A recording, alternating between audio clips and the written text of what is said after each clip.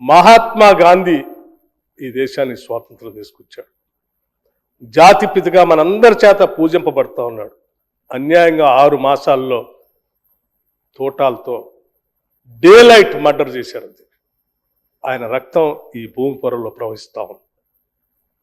అధ్యక్ష శ్రీమతి ఇందిరాగాంధీ తాను మరణించే ముందే ఒరిస్సా మహాసభలో చెప్పింది, నేను మరణించినా పర్వాలేదు, ఈ దేశ సమగ్రత సమైక్యత కోసం నా చివరి రక్తబొట్టు వరకు నేను పోరాడుతూనే ఉంటాను, ప్రతి రక్తబొట్టు ఈ దేశాన్ని కాపాడుతుందని చెప్పిన మాటలు ఇప్పటికి కూడా వినిపిస్తూనే ఉంటాయి చాలామందికి. ఆమె రక్తం కూడా ఈ దేశ సమగ్రత సమైక్యత కోసం ఈ భూమి పొరల్లో చింది ప్రవహిస్తూ ఉంది.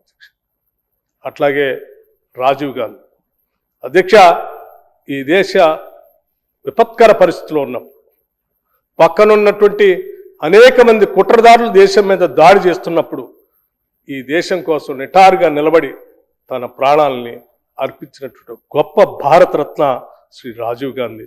ఆయన రక్తం కూడా ఈ దేశ భూమి పొరల్లో పారుతా ఉంది.